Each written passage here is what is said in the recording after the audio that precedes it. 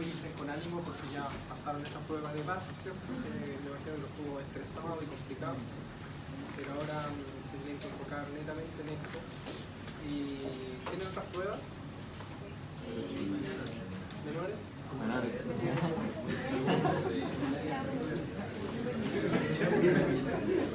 Bien. Aquí habíamos quedado ayer. Habíamos dicho, estábamos describiendo lo que era el sistema de arteria ilíaca interna.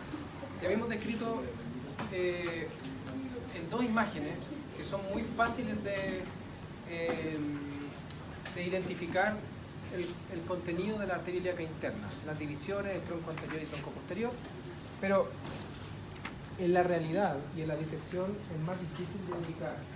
Estas arterias necesitan de otros datos para ser identificadas, de otras relaciones, de un poco más de descripción.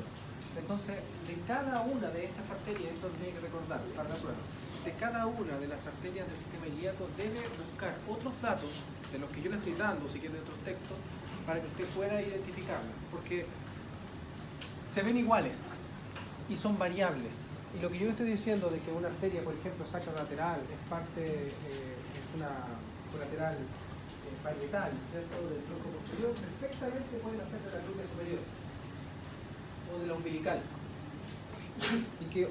Y que una de las arterias que yo le estoy diciendo nace de otra colateral, ni siquiera del otro tronco. Entonces, ¿cuál va a ser lo que va a marcar la identificación de una estructura u otra? Es que usted debe saber el territorio de irrigación y hacia dónde se dirige o cómo se dirige al territorio de irrigación. Y de esa manera usted podrá discriminar si es una u otra.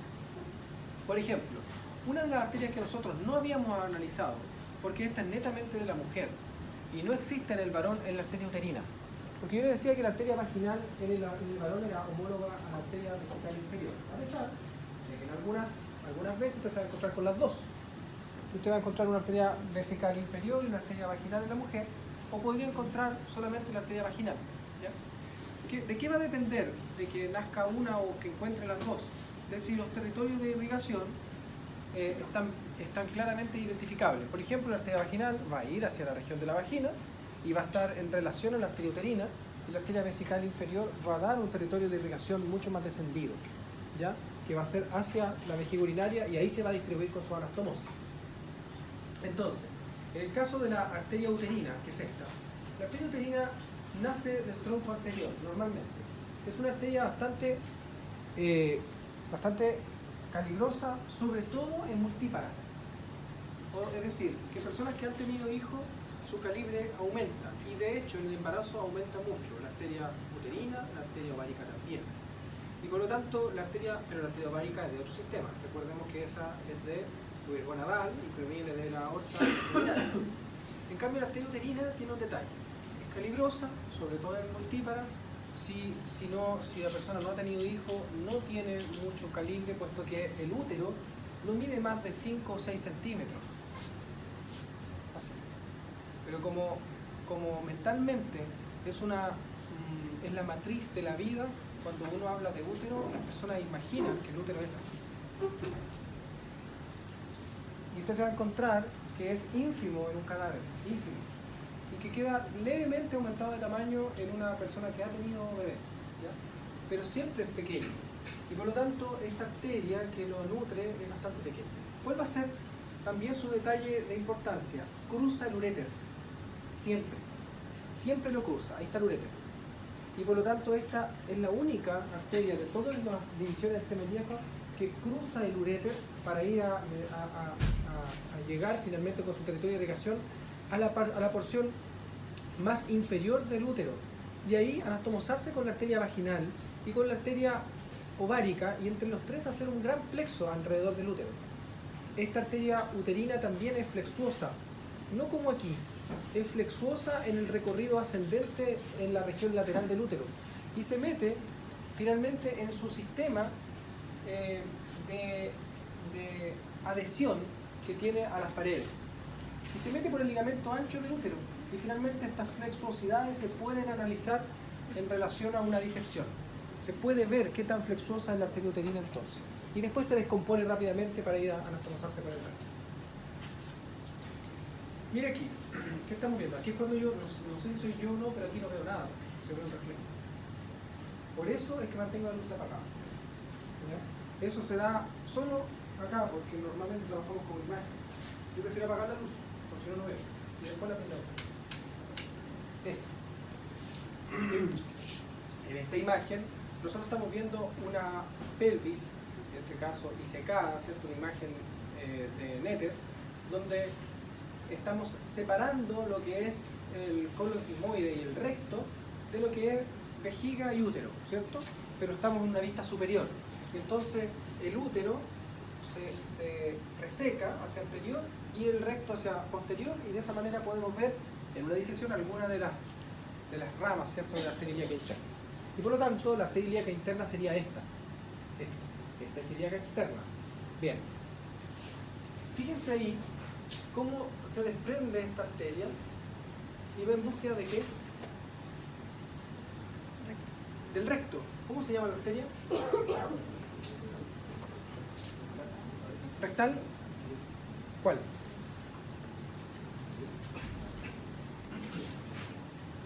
Rectal media. ¿Por qué rectal media? Porque la superior, porque se quedó hasta las 5 de la mañana estudiando ayer, esto, porque la superior, recuerda, de ayer como a las 4 de la mañana, cuando estaba, es derivada ¿de quién? De la arteria mesentérica inferior. Y la rectal inferior, le dije ayer que era derivada de la arteria pudenda. Por lo tanto, si usted ve una arteria en la pelvis dirigiéndose al recto, no cabe duda que es la arteria rectal media. A eso me refiero con que necesita datos para poder identificarla. Pero los datos usted los tiene que extraer de todas estas clases. Perfecto. Rectal media. Esa. Mire aquí. Esta. ¿Hacia dónde se dirige? Hacia la vagina. ¿Y se anastomosa con quién? Con la uterina. Ah, esta es la vaginal. Esta es la arteria vaginal. Mira ahí, esta. Arteria uterina, flexuosa, aquí. ¿A quién cruza? Cruza al uréter. Ah, perfecto, no cabe duda. Esa es la arteria uterina. Esa es parietal, porque va hacia una pared, pero se va rápidamente a través de ese conducto, que es el conducto obturador. Y ese foramen y después el conducto obturador va a tener la arteria obturatriz. No cabe duda entonces que esa va al compartimento medial del muslo, esa es la arteria obturatriz. Así debe ser pensado en un práctico, en una disección y en una prueba práctica. Esto no es que en una imagen lo vi y la otra imagen como se parece, esta es esta. No. Esa arteria umbilical, ¿por qué? Ah, porque continúa como ligamento umbilical medial, porque esto se dirige al ombligo. Y esto es un ligamento que por lo tanto es una arteria obliterada. Ah, esta es la umbilical. Si es varón, de esta umbilical pueden hacer la arteria del conducto deferente, que tendría otra división aquí. Pero como es una mujer, entonces tenemos aquí la arteria que nace de la umbilical, que es la... Ni siquiera le voy a decir el nombre. ¿Hacia dónde se dirige? Ese es útero. Ese es vejiga urinaria. Esta es la vesical. ¿Cuánto? Superior. Vesical superior. ¿De dónde nace? De la umbilical. Alrededor de la obliteración, que se llama ligamento umbilical medial. De esa manera usted tiene que ir reconociendo esta estructura. Hagamos el ejercicio acá. Es similar. Mire, pero aquí se ven otras arterias. Ahí está el tronco posterior. Ahí está el tronco anterior. El tronco posterior es parietal. Solo una arteria es ascendente de estas. La arteria iliolumbar. Decíamos que tenía una rama ilíaca, va hacia el ilion y sobre todo al músculo ilíaco. Tiene una rama que es espinal, que va hacia la médula espinal y sobre todo las meninges de la región, que están asociadas no a la médula, porque ahí ya no hay médula espinal, sino que a la caudequina. Mire acá, esa va por el sacro, asociada a esa que es la arteria sacra media. ¿De dónde deriva esa? De la aorta abdominal. Ah, entonces esa sacra lateral. Sacra lateral. Perfecto. Y aquí se pierde una. Se pierde una que ahí estamos viendo el ramo anterior del nervio sacro 1. Ah, entonces esa es la arteria glútea superior.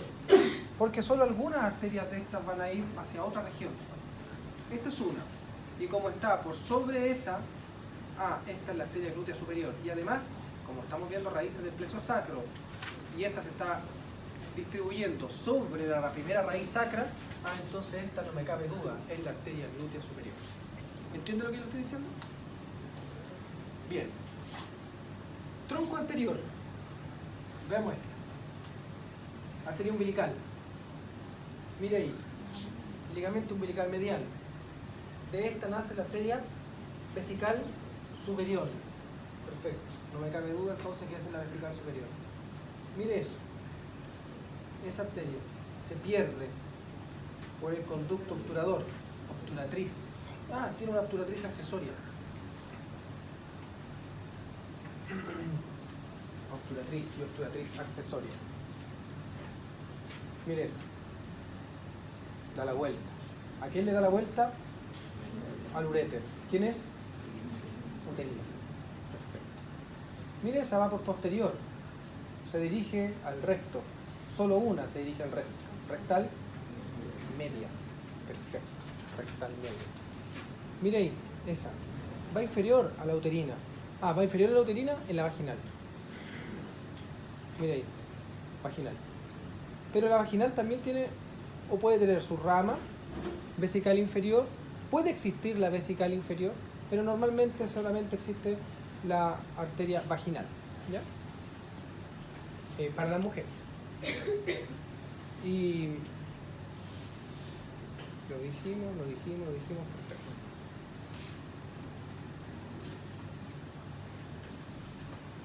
La que no podemos ver dentro de esa disección, que es una disección, digamos, interna de la pelvis vista superior, son estas. Fíjense como aquí en una pelvis femenina podemos observar el tronco posterior y aquí la arteria glútea superior.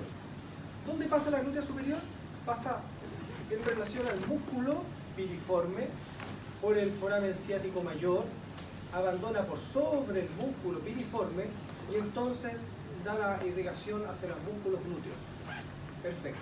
Esa es la glútea superior. Mire esa, glútea inferior. ¿Cómo sé que la glútea inferior? Esta nace del tronco anterior. Y también va bajo el músculo piriforme, emerge por el foramen ciático mayor y esta va en búsqueda de musculatura pelvitrocanteria y desciende hacia el muslo, más bien hacia la región del trocánter mayor del fémur. Tiene un calibre menor, disminuido que esta. Entonces esa es la arteria glútea inferior. Pero si nosotros la observáramos dentro de la pelvis, es más difícil de identificar. Todas estas arterias nosotros las tenemos en el laboratorio, por eso que les digo que son difíciles de ver. Esta arteria, miren, no la hemos nombrado antes, arteria, o en la imagen anterior, es la arteria pudenda. La arteria pudenda, lo dijimos ayer, esta abandona la pelvis por el foramen ciático mayor, pero bajo el músculo piriforme, y luego se vuelve a incluir a través del foramen ciático menor y se va hacia la región perineal, hacia el periné. Y de esta nace esta arteria que se llama rectal inferior. ¿Ves? Rectal inferior. Y esta continúa como arteria pudenda para dar toda la irrigación a los músculos de la región del espacio perineal superficial profundo, a las estructuras eréctiles de la región genital y a toda la región perineal. Mire ahí cómo se observa esa arteria. avanza por la pelvis, pero va en búsqueda de ese foramen. Es el foramen obturador. Entonces esta es la arteria obturatriz. Esta arteria obturatriz es un poco más descendida, aquí como que la terminan, pero esto es un poco más de irrigación, arteria obturatriz. Acá, que se ve un poco más difícil, porque efectivamente, ¿cuál es la otra dificultad que usted va a tener en este tipo de reconocimiento? Las venas. Porque las venas son 2 por arteria, normalmente, son de un calibre mayor que las arterias, por lo tanto se ven más. Tienen territorio de distribución más o menos similares y forman anastomosis, y por lo tanto esas anastomosis, como son tan abultadas, finalmente forman plexos venosos, y en la pelvis hay varios. Por lo tanto, van a haber un contingente de plexos venosos y una arteria pasando entre medio, y del mismo color, porque las venas no son azules y las arterias no son rojas. Eso se designa anatómicamente para decir qué tipo de sangre llevan. Por lo tanto, usted se va a confundir ahí, sobre todo cuando usted lo vea o vea una de estas arterias en el cadáver, a pesar de que en los cadáveres fijados nosotros no tenemos disecciones hechas. ¿Ya? Esperamos tenerlas así para el próximo semestre. Entonces, veamos aquí, por ejemplo, esa arteria, mire ahí, ¿cuál será? Umbilical. ¿Cuál? Umbilical. Umbilical, perfecto. ¿Y esa? Vesicular. Vesical superior. ¿Y eso?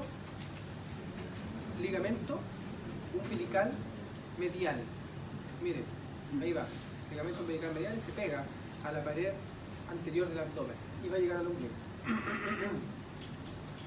Viene la arteria pudenda. Ahí está la rectal inferior. Y continúa para el contingente muscular y después unas arterias que son genitales. Arterias musculares, arterias genitales. Las rectales se llamaban hemorroidales. Antiguamente se las encontrar como en terminología antigua, como hemorroidales. Ahora, en varios textos buenos, lo encuentra como hemorroidal. Usted va a tener que transferir eso y decir, esta es una rectal. ¿Ya? Lo voy a apagar, así que me voy a enchufar.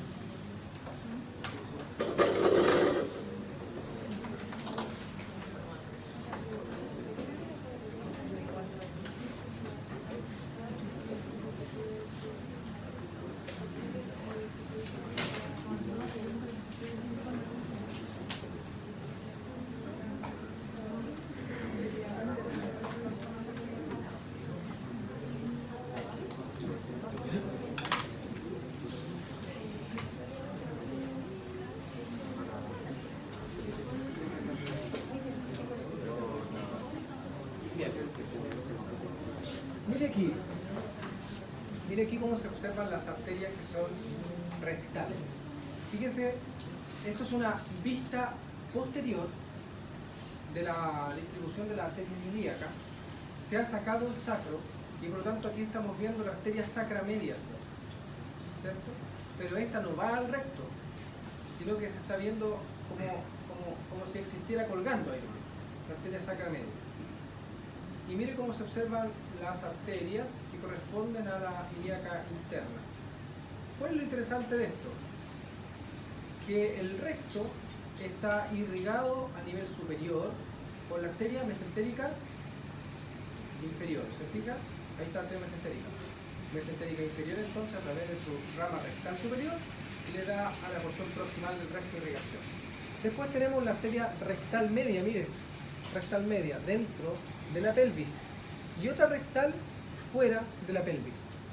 Rectal media entonces proviene directamente del tronco anterior de la ilíaca interna y la rectal inferior proviene de la arteria pudenda.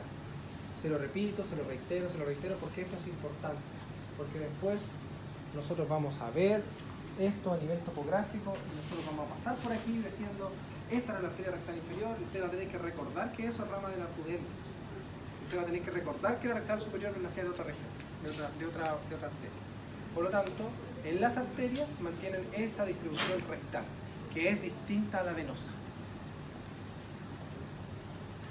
Bien, nosotros hemos dado entonces un bosquejo y una descripción de cómo serían las colaterales de la arteria ilíaca interna.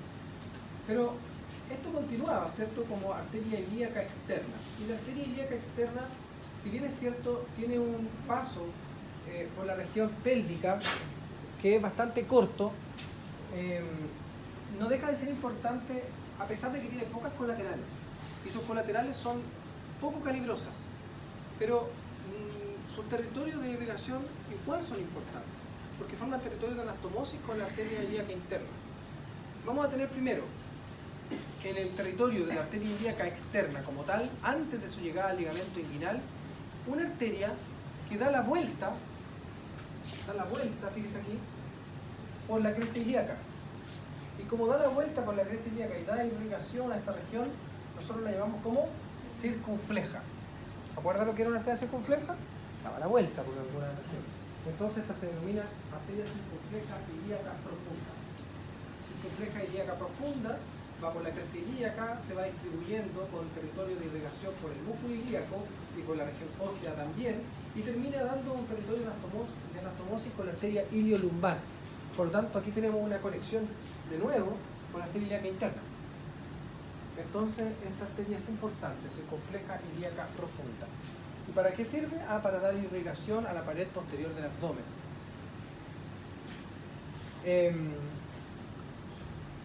Tenemos otra arteria, ahí se ve un trocito, mire, esa, pero esta es de un calibre bastante considerable.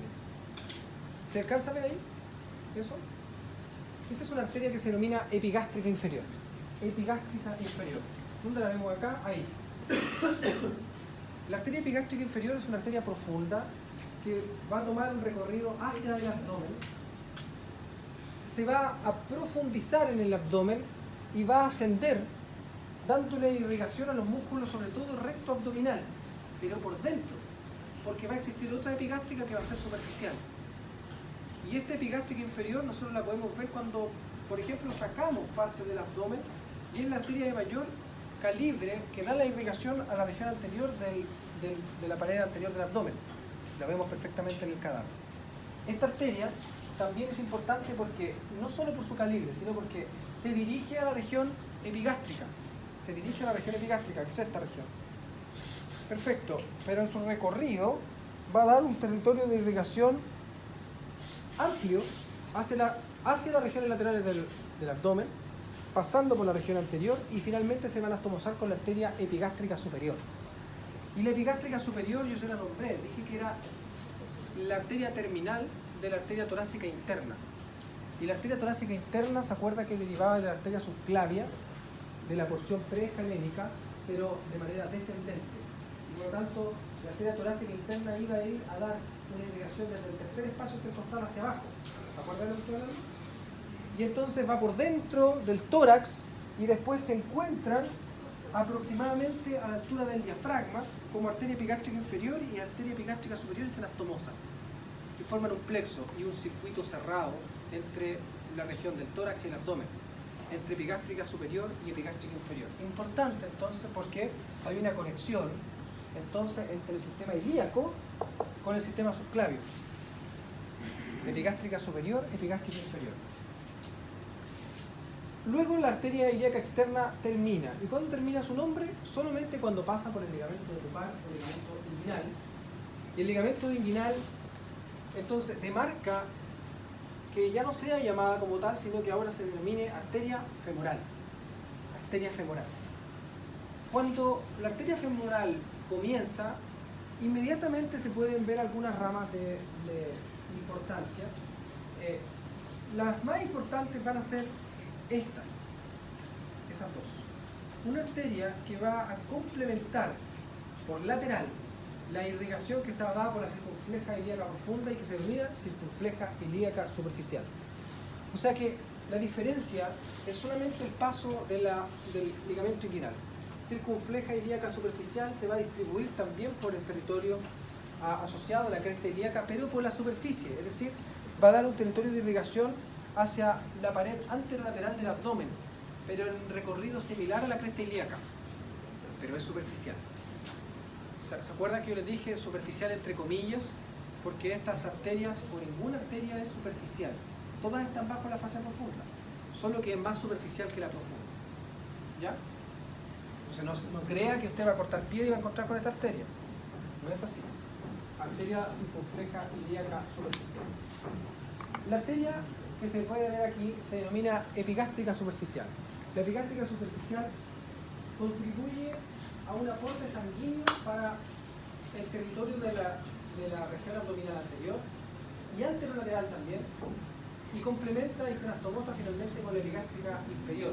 Por lo tanto, la epigástrica superficial igual es menos calibrosa que esta, que la epigástrica inferior, pero comienza dando o da una irrigación profusa a la región superficial, sobre todo al tejido subcutáneo que tenemos a nivel del abdomen. Luego da dos colaterales que son mediales. Pueden ser dos o pueden ser tres. Esas colaterales son llamadas pudendas. Tenemos una pudenda externa superficial y una pudenda externa profunda. ¿Cómo se reconoce una de otra? No es que se dé una primero y la otra después, pueden darse juntas, simultáneas. Solamente que una efectivamente se ve asociada en relación al ligamento inguinal y la otra se ve inmediatamente hacia lo profundo, perfora todo para ir a dar una irrigación asociada a la membrana obturatriz, pero vista externa. Por lo tanto, aquí estamos viendo la arteria pudenda externa profunda, pudenda externa superficial. Antes, estas arterias se llamaban genitales, arterias genitales. Pero ahora sabemos que las arterias genitales nacen de la arteria pudenda. Entonces ahora hablamos de pudendas externas, superficial y profunda.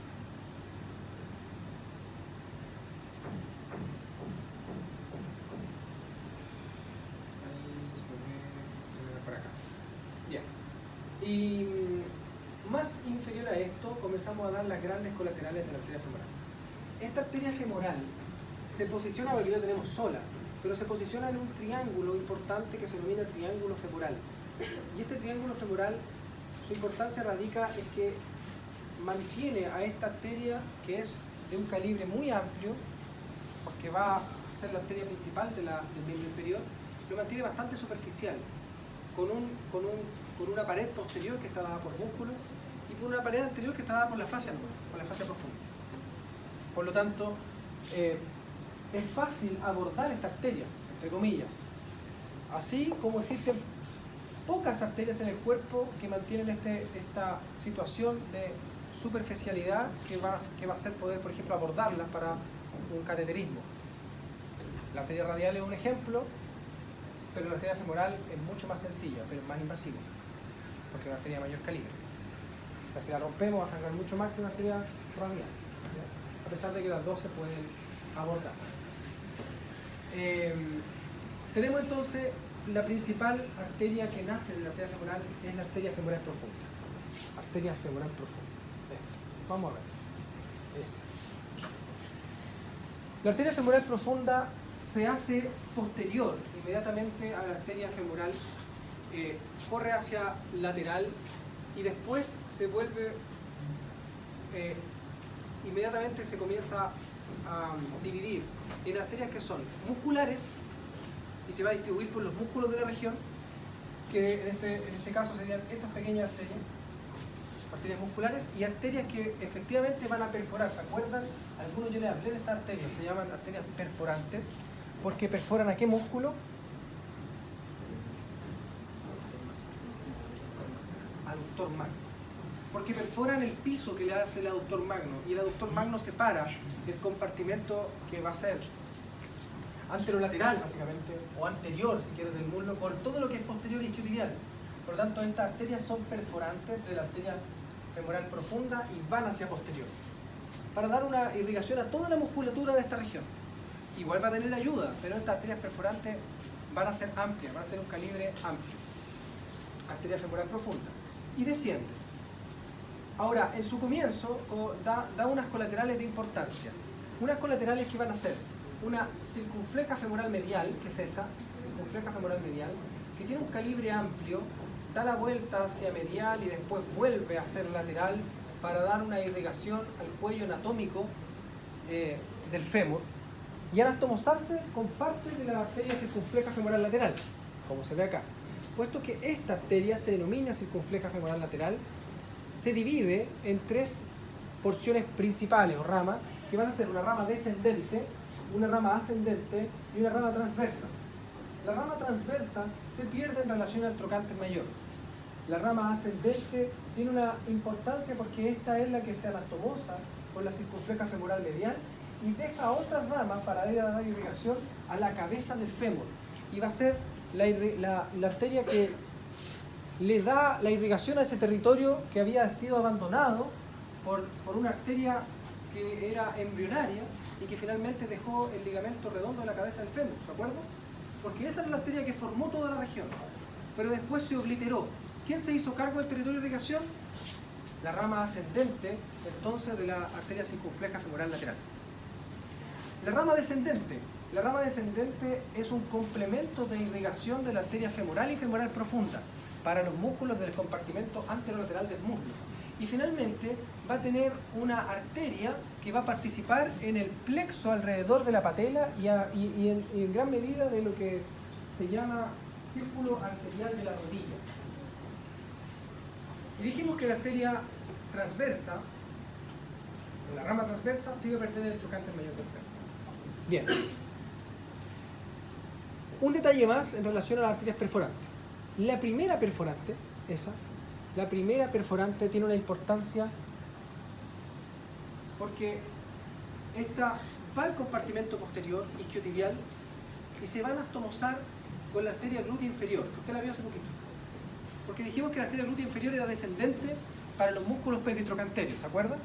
Pero también iba a dar una irrigación al comienzo de los músculos isquiotibiales. Y se iba en relación a la articulación coxofemoral, en relación a este espacio.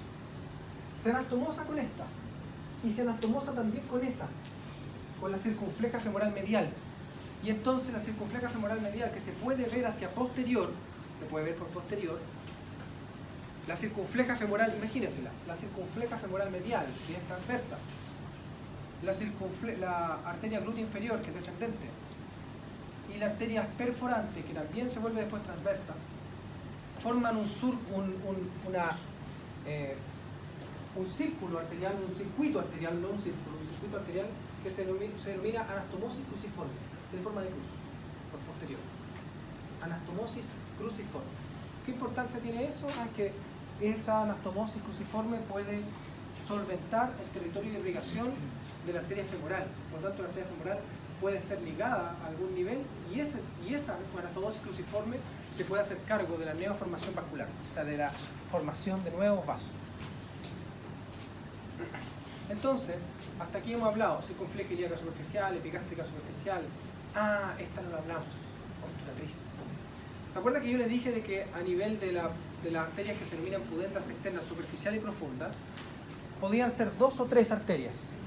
Cuando existe otra arteria que va en relación a la membrana obturatriz, a darle irrigación a la membrana obturatriz, se denomina arteria obturatriz.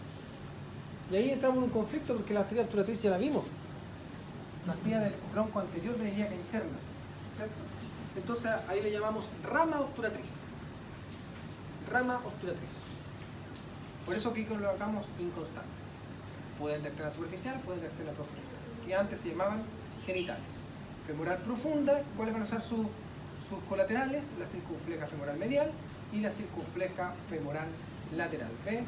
Aquí estamos viendo entonces el territorio de irrigación de la circunfleja femoral medial y lateral que se anastomosan en el cuello anatómico del fémur. Perfecto. Continuemos, porque habíamos quedado en la arteria femoral, ¿cierto? Aquí estamos viendo la femoral profunda y aquí está la femoral cortada. La femoral profunda vemos cómo se distribuye por la musculatura de la región y comienza a dar esas arterias que se denominan perforantes. Perfecto. Y otras arterias, mire ahí, que se denominan musculares. Por supuesto que si estamos haciendo una disección precisa de la región, dependiendo del territorio de irrigación, tomará el nombre del músculo al cual vaya. Por ejemplo, arteria del aductor largo, arteria del aductor corto, Pero ¿cómo decimos al contingente? Arterias musculares. ¿Ya? Arterias musculares. Y ahí se vuelve a incorporar la arteria femoral. Bien. La arteria femoral, dijimos que estaba en relación a ese triángulo que se denominaba triángulo femoral, pero después queda tapada por el músculo sartorio en la porción anterior del muslo y en el tercio medio, para que finalmente la arteria femoral vaya hacia medial y vaya en búsqueda del compartimento más bien posterior de la región poplitea. Entonces, para hacerla posterior, dijimos que existía en el aductor magno ese espacio que se denominaba el hiato del aductor magno. Hiato del aductor magno. El hiato del aductor magno hace que la arteria femoral se posicione hacia la región posterior y se transforme ya no como arteria femoral, sino que cambie de nombre, arteria poplitea. O sea que una vez que avanzó por el hiato se denomina arteria poplitea. Antes de ser poplitea, da arterias, probablemente una como esa, arterias que son descendentes, justo antes de ser arteria poplitea, una arteria descendente, que van a ser ramas descendentes de la rodilla. Y esta rama descendente de la rodilla se va a dividir en una arteria que va a ser para la rodilla, se llama rama articular, y una arteria que desciende hacia la pierna, que se denomina rama safena. Pero ambas son parte de la arteria descendente de la rodilla, que es una colateral de la arteria femoral. No se veía muy bien ahí, pero existe, usted lo va a leer. Esto es la región posterior, isquiotibial. Y fíjense cómo han resecado los músculos para poder ver cómo nacen estas arterias que se denominan perforantes. Las arterias perforantes, entonces, ¿cuál va a ser su periodo de irrigación?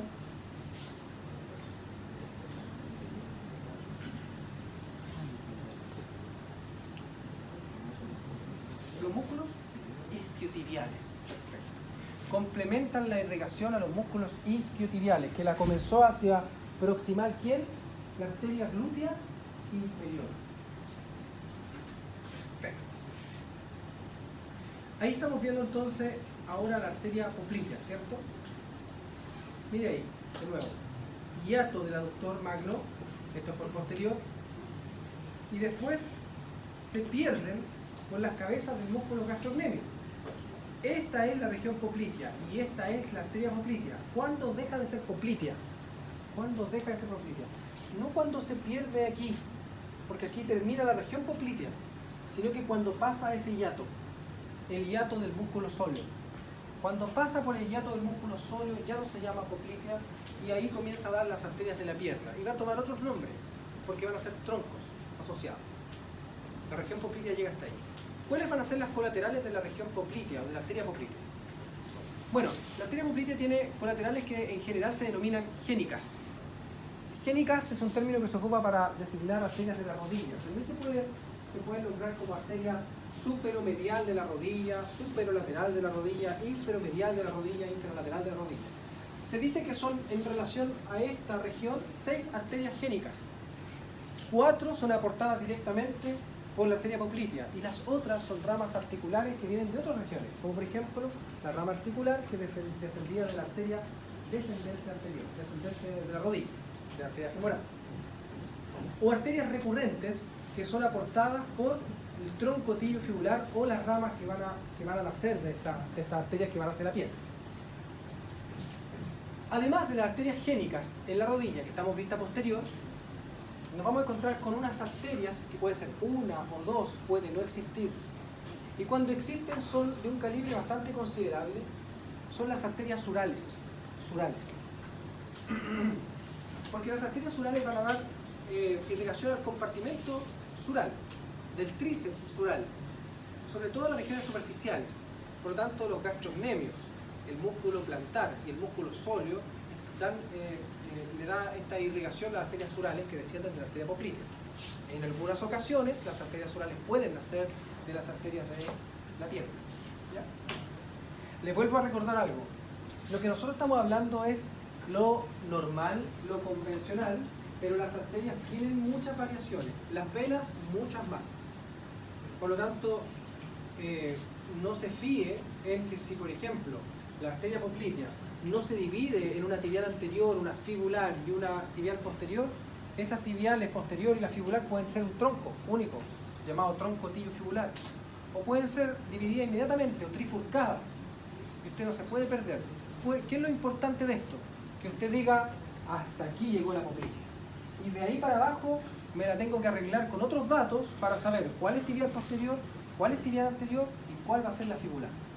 ¿Ya? Si no existe la fibular, entonces usted inmediatamente dirá, existirán otras arterias que vayan al compartimento lateral de la región para darle irrigación, porque si no, no se puede necrosar. ¿Ya? Y por lo tanto va a variar todo el sistema. Ya. Aquí estamos viendo levantado el músculo sóleo, ¿cierto? El músculo sóleo.